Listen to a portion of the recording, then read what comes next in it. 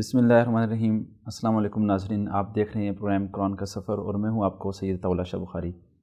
بہت ہی اہم ٹاپک ناظرین، آپ نے دیکھا کہ ہم علماء کرام کے سامنے، پیران کرام کے سامنے جو ہے قرآن پاک کی جو گفتگو رکھتے ہیں اور وہ ان کے اوپر جو اپنا علمی نقطہ دیتے ہیں وہ ہمارے لیے بہت ہی فائدہ مند ہے۔ اس میں سے کون سی ایسی گفتگو جو ہمارے دلوں میں راسخ ہو جائے اور ہماری زندگی میں تبدیلی کا جو ہے وہ ذریعہ بن سکے، اسی حوالے سے ہم آج بات کریں گے۔ اور جن شخصیت نے بہت ہی اہم ٹاپک پہ، جیسے کہ آپ نے سنا کہ حکومت جو ہے خانقاہوں کو تحویل میں لے رہی ہے، اور جس طرح کہ آپ نے دیکھا کہ سوسائٹی میں آج جو 3 سیگمنٹس اہم ترین مساجد اور مدارس اور خانقاہ انہیں سمجھا جاتا ہے، تو انہیں استعمال کرنے کے لیے اس میں سے خانقاہ کا جو کردار ہے وہ بھی دینی تبلیغ کے لیے ہونا چاہیے تھا۔ تو اس کے اوپر جو تجویز لکھی ہے، ہمارے ساتھ جو مہمان ہیں میں آپ کو ان کا تعارف کرواؤں گا۔ پرائم منسٹر عمران خان صاحب پاکستان کے جو ہیں، انہیں یہ تجویز دی گئی ہے۔ تو اب دیکھنا یہ ہے کہ کس طریقے سے امپلیمنٹ ہو سکتا ہے، اور اصل میں یہ لیٹر ہے کیا، اور اس کے اندر جو بھی وضاحت ہوگی ہم اپنی آج کی شخصیت سے لیں گے۔ میں آپ کو تعارف کرواتا چلوں، ہمارے درمیان موجود ہیں سجادہ نشین بری امام سرکار، اور جانشین ہے دربار عالیہ ہوتا شریف پیر سید حیدر علی گیلانی صاحب۔ اچھا، سب سے پہلے پیر صاحب میں یہ پوچھنا چاہوں گا کہ جو آپ نے حکومت کو جو لیٹر لکھا، جس کا میں نے ابھی ذکر بھی کیا کہ خانقاہوں کو جو ہے درسگاہ کے طور پر استعمال کیا جائے، تو اس کے حوالے سے بتائیے گا کہ آپ نے پرائم منسٹر کو جو لکھا ہے یہ تجویز کیا ہے، اس کی وضاحت کیجیے گا کہ لیٹر اصل میں ہے کس مقصد کے لیے۔ اعوذ باللہ من الشیطان الرجیم، بسم اللہ الرحمن الرحیم۔ حضور نبی کریم صلی اللہ علیہ وآلہ وسلم کا فرمان ذیشان ہے کہ جب اللہ کسی سے بھلائی چاہتا ہے تو اس کو دین کی سمجھ عطا کرتا ہے۔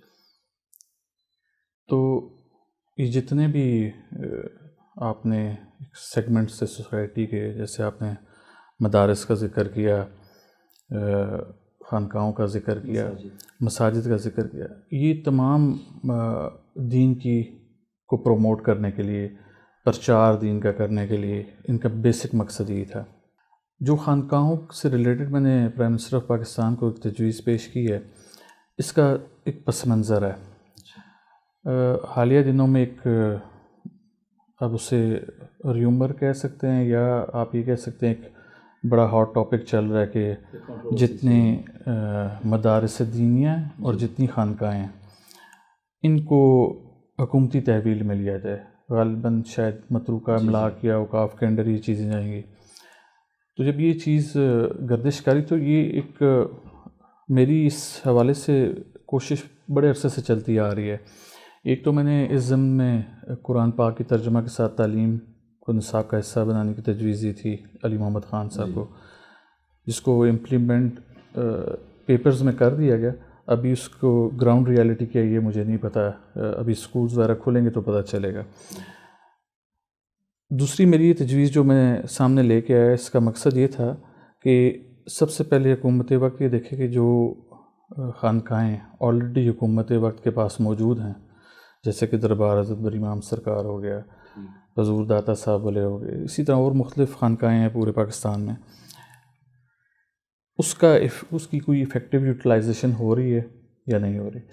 تو اگر آپ خود ایک چھوٹا سا سروے کنڈکٹ کر لیں بحیثیت میڈیا پرسن، تو آپ کو پتہ چلے گا کہ ان خانقاہوں کو سرکاری تحویل میں تو لے لیا گیا، لیکن وہاں پر کوئی ایسا نظام اسٹیبلش نہیں کیا جا سکا کہ جس سے آپ اصل دین کا پرچار کر سکیں۔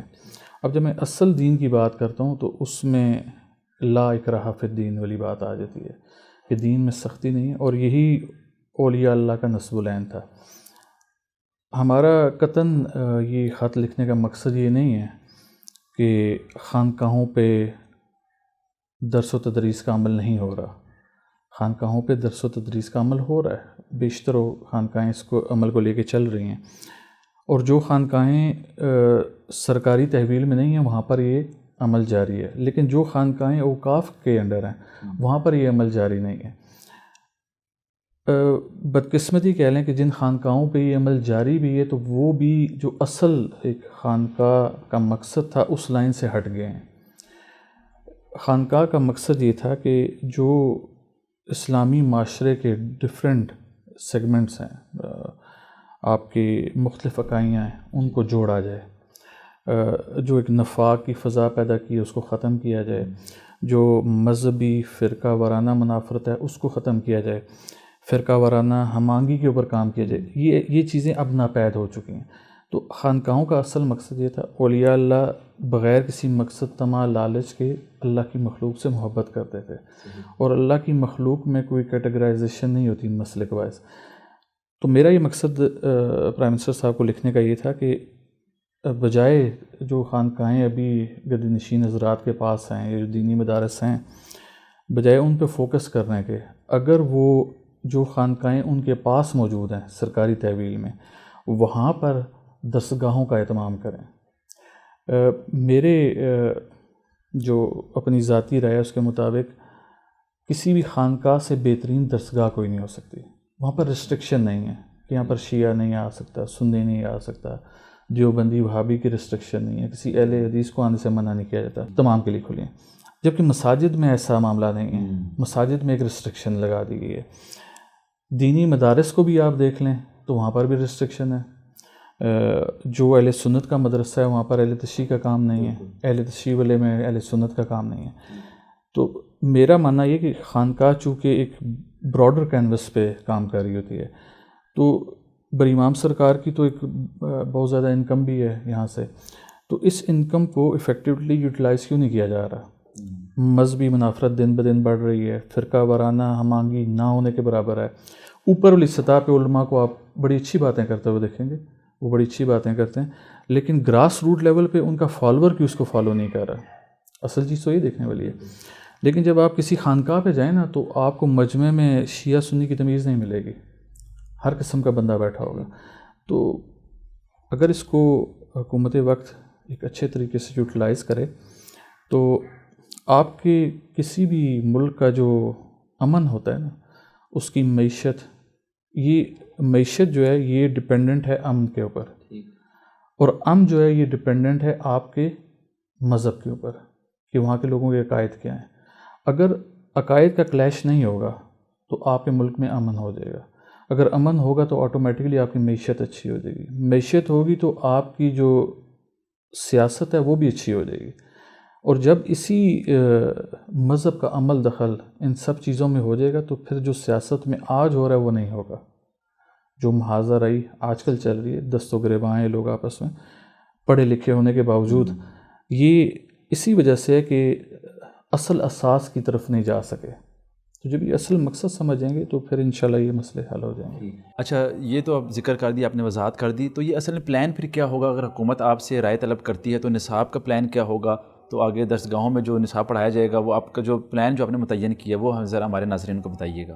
دیکھیں، ایک تو میں اس میں گزارش کروں گا کہ حکومت مہربانی کرے کہ ایک بہت بڑی ورک فورس ان کے پاس ہے وزیروں اور مشیروں کی صورت میں، تو ہم تو یہ نہیں کہیں گے کہ ہمیں مشیروں کی لسٹ میں شامل کیا جائے، کیونکہ سرکاری خزانے پہ ایک نیا بوجھ پڑ جائے گا، تنخواہ دینی پڑ جائے گی، تو ہم بغیر تنخواہ کے کام کر دیں گے۔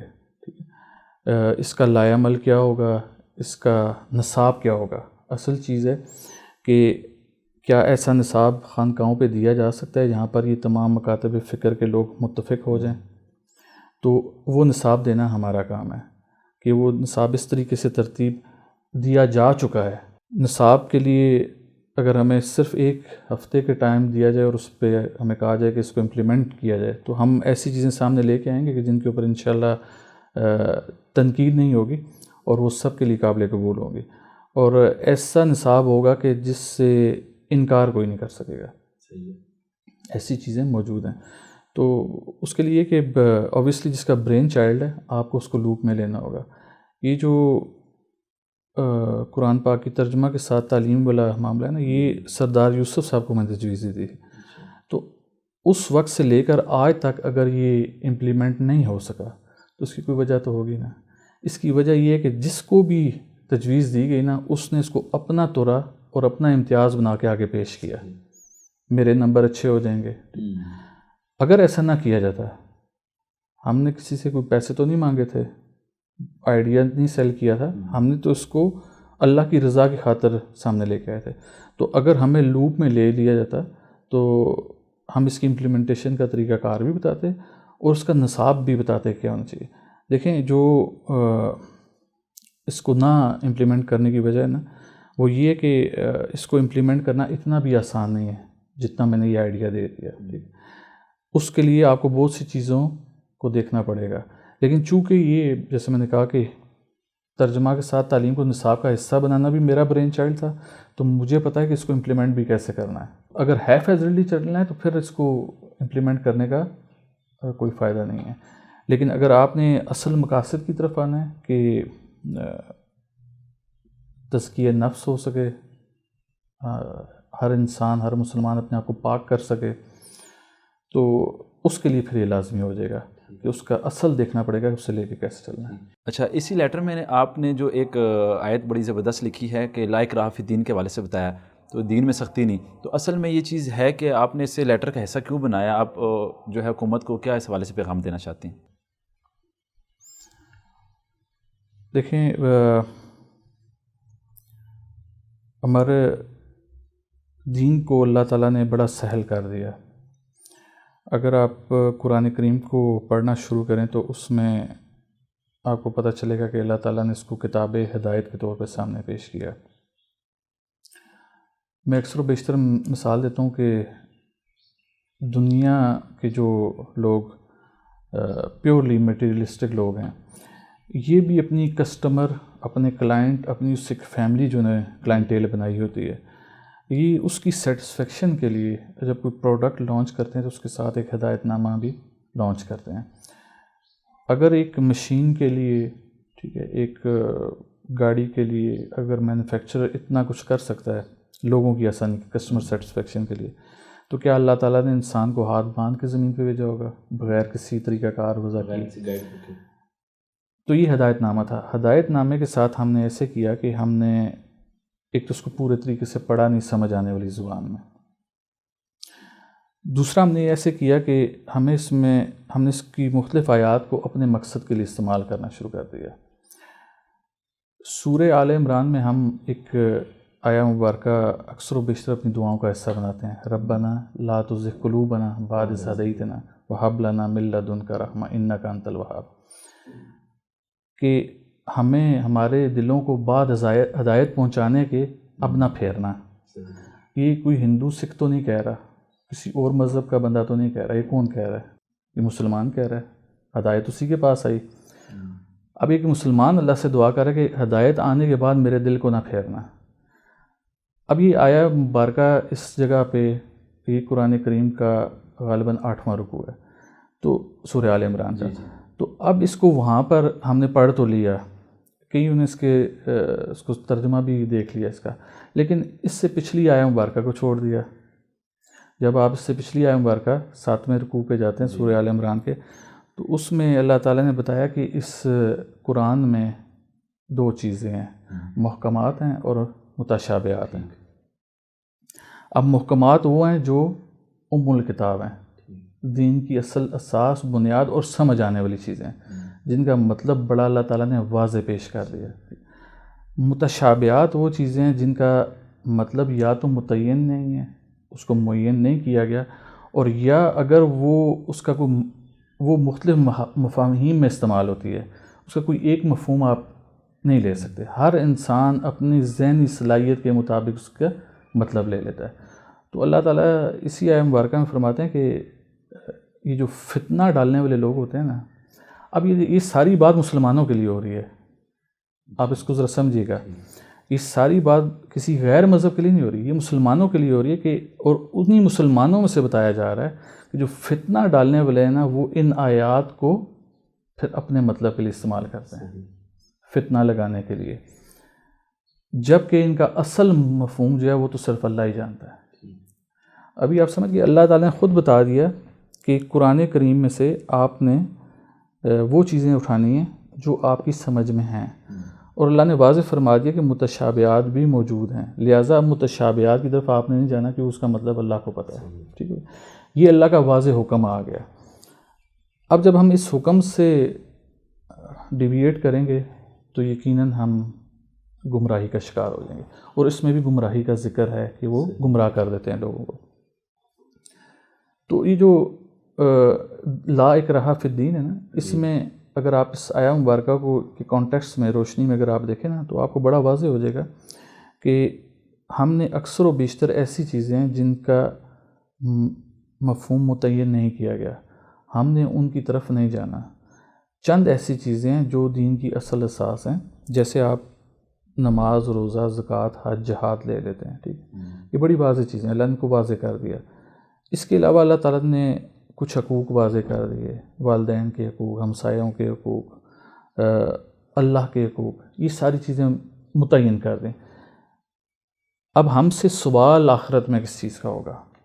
یہ جو لا اکراہ فی الدین ہے نا، ہم سے سوال کیا یہ ہوگا کہ 1400 سال پہلے باغ فدق کا جو معاملہ ہوا، حق پر کون تھا، کیا ہم سے سوال ہوگا؟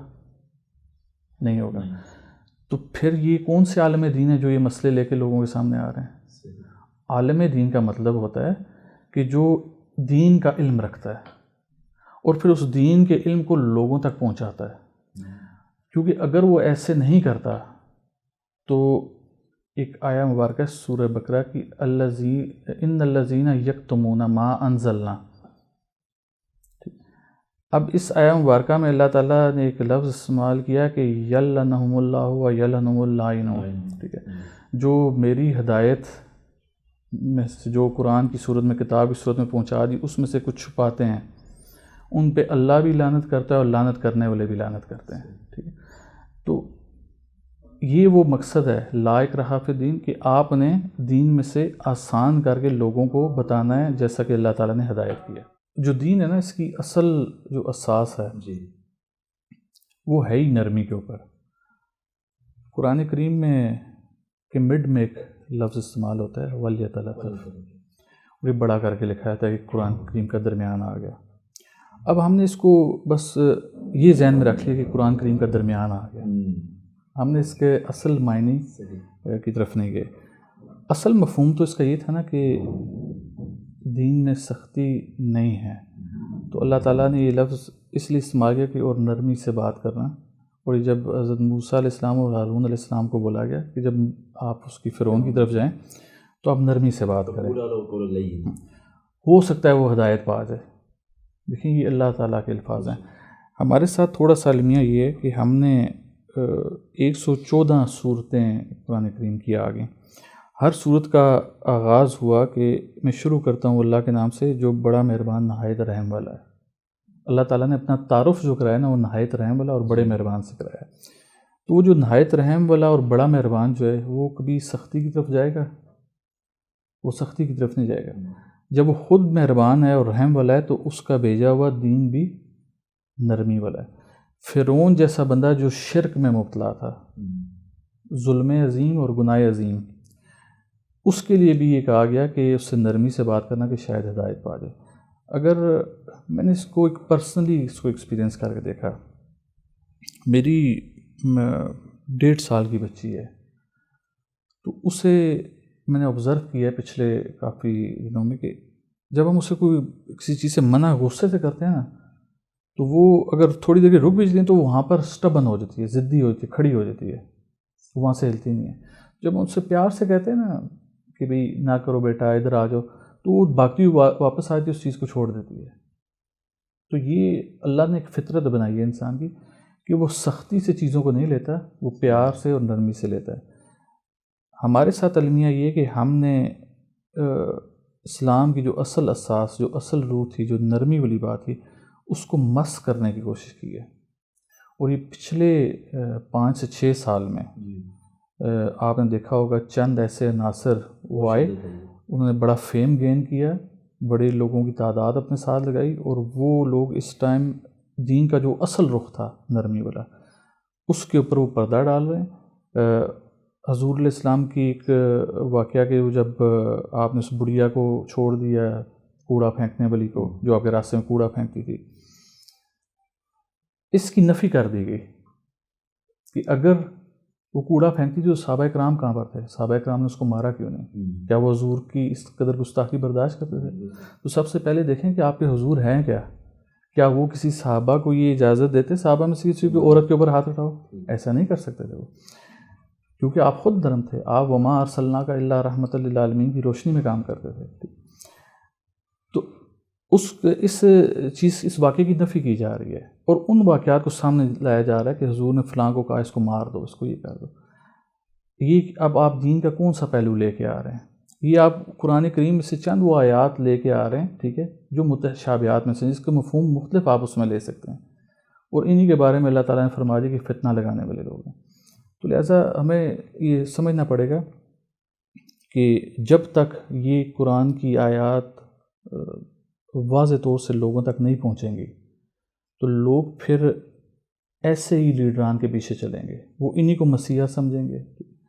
دیکھیں دجال کے بارے میں نہیں کہا جاتا جب وہ آئے گا تو اس کے ماتھے پہ بھی لکھا ہوگا، لیکن پھر بھی تعداد اس کے پیچھے ہوگی.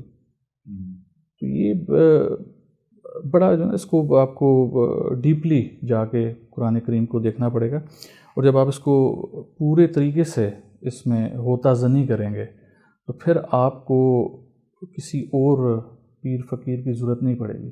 سب سے بڑا پیر پھر قرآن کریم ہوگا. اچھا پیر صاحب، آج کل ہم دیکھتے ہیں علماء کرام کا کردار ممبر و محراب پر، جس طرح آپ نے ذکر کیا کہ سختی نہیں کرنی چاہیے، تو علماء کا بھی کام ہے کہ وہ یہ چیز بتائیں عوام کو، اسلام کا سافٹ امیج بتائیں تاکہ جو غیر مسلم بھی اٹریکٹ ہو. یہاں پر تو مسلمان بھی ایک دوسرے سے دور بھاگتے چلے جا رہے ہیں، تو اس کے اوپر روشنی ڈالیے گا، اس کے حوالے سے بھی ہمیں جو ہے رہنمائی کیجیے.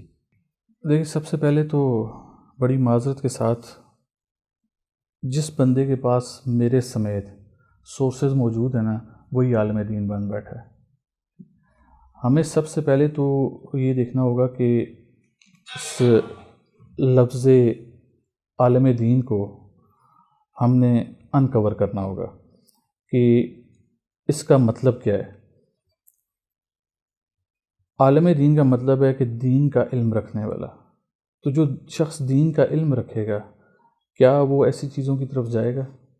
وہ کبھی فتنہ فساد کی طرف نہیں جائے گا.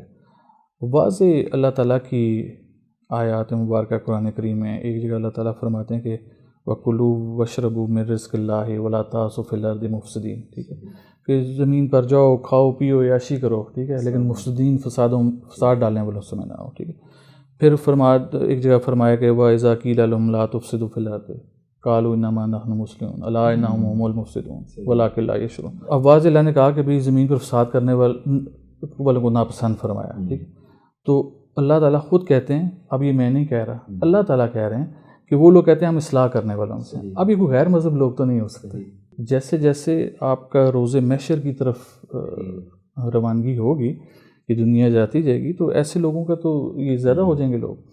لیکن کوئی وجہ تو اس دنیا کے ختم ہونے کی بنے گی نا، تو ویسے تو نہیں ہے. جب اللہ تعالیٰ نے ہدایت نامہ دے دیا، سب لوگ ہدایت نامے پہ من و عمل کریں تو پھر اللہ تعالیٰ کو قیامت کی ضرورت تو نہیں رہے گی. ایسی بات ہے. قیامت اس وقت آئے گی جب اللہ تعالیٰ دیکھیں گے کہ بھئی نہیں یہ لوگ تو میرے اس سے باہر ہو گئے، میرے رستے سے باہر چلے گئے، میں نے ان کو ہدایت دی تھی اس ٹریک پہ چلنا ہے، یہ تو سارے اس ٹریک پہ چلنا شروع ہو گئے، یہ سارے نہیں تو میکسیمم چلنا شروع ہو گئے. تو اس ٹائم پہ پھر قیامت برپا کی جائے گی. تو قیامت کے لیے ایک ریزن چاہیے ہوگی، اور وہ یہ ریزن بنتی جا رہی ہے کہ اللہ کا بھیجا ہوا دین اور تھا اور اب لوگوں کا بتایا ہوا دین اور ہے. لیکن اللہ تعالیٰ نے خود فرما دیا کہ وَلَٰكِن لَا يَشْعُرُونَ، یہ لوگ سمجھتے نہیں. یہاں پر میں شاید آپ کے کسی پروگرام میں یا کسی اور پروگرام میں نے بات کی تھی کہ ایک حدیث مبارکہ ہے جس کو اکثر و بیشتر ممبروں پہ نہیں بتایا جاتا.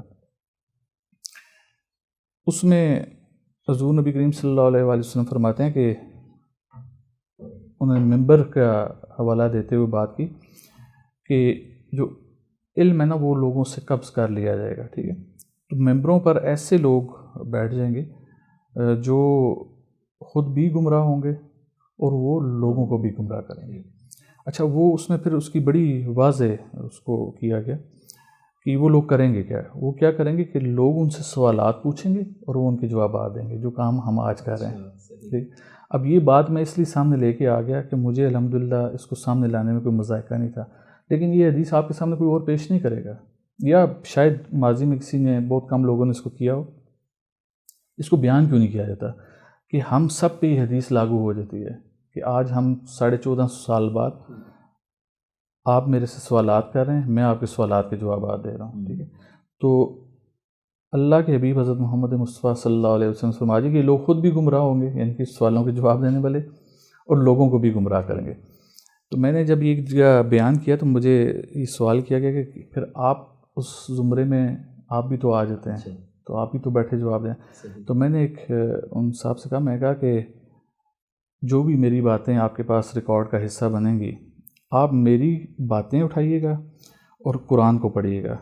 اگر میری باتیں قرآن کے مطابق نہ ہوئیں تو اٹھا کے ردی کی ٹوکری میں پھینک دیجیے گا، اور اگر وہ قرآن کے مطابق ہوئیں تو پھر یہ میرا حق بنتا ہے کہ آپ میری باتوں پر غور و فکر کریں۔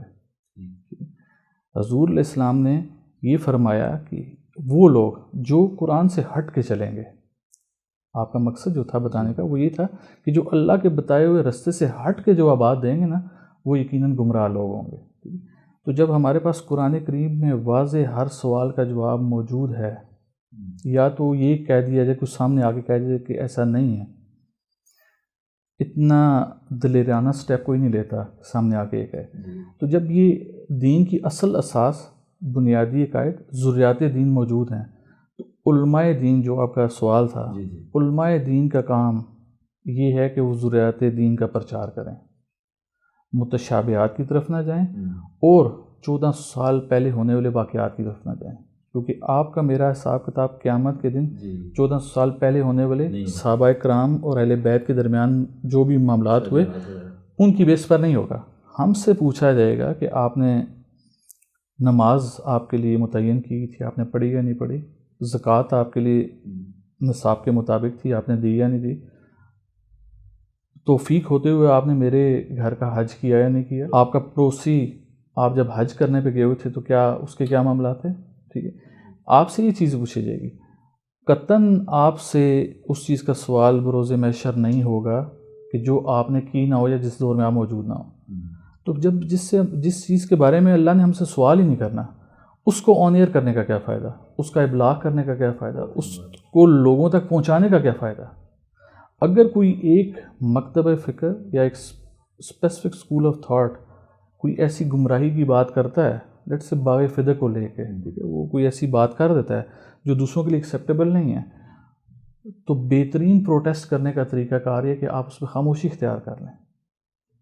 ذی شعور جو بندہ ہوگا وہ دیکھے گا کہ ادھر سے انسٹیگیٹ کرنے کی کوشش کی جا رہی ہے، دوسری طرف سے اس آگ کو بجھانے کی کوشش کی جا رہی ہے۔ آپ جب بھی کوئی ایسی کوئی پروووک کی جائے چیز، آپ اس کے مقابلے میں قرآن کی آیات لیں کہ قرآن تو نفی کر رہا ہے فتنہ فساد ڈالنے والوں کی، تو یہ شخص کیا کر رہے ہیں؟ ٹھیک ہے، آپ یہ دیکھ لیں کہ قرآن کریم میں اس جو آپس میں نفاق ڈالنے کو اس قدر اللہ تعالیٰ نے ناپسند کیا ہے کہ یہ صرف ہمارے لیے یہ اللہ تعالیٰ نے کوڈ آف کنڈکٹ نہیں رکھا کہ آپ میری رسی کو مضبوطی سے پکڑیں اور تفرقے میں نہ پڑیں۔ آپ نے فرمایا کہ وما وصینا بہ ابراہیم و موسیٰ و عیسیٰ ان اقیموا الدین ولا تتفرقوا فیہ، کہ اے ابراہیم، موسیٰ اور عیسیٰ، دین کو قائم رکھنا اور تفرقے میں نہ پڑنا۔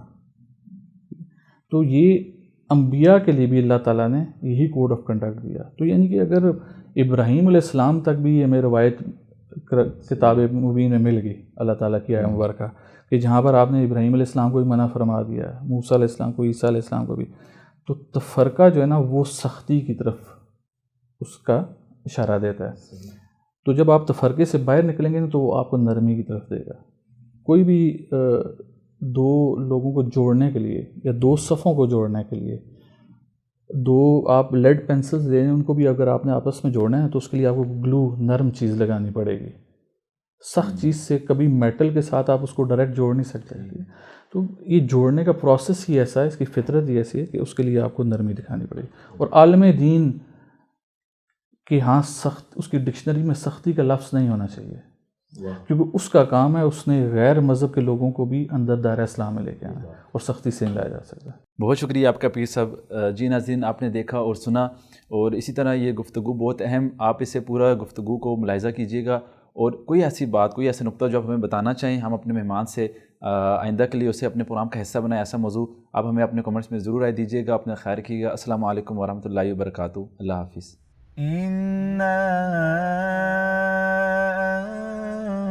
أنزلناه قرآنا عربيا کی نور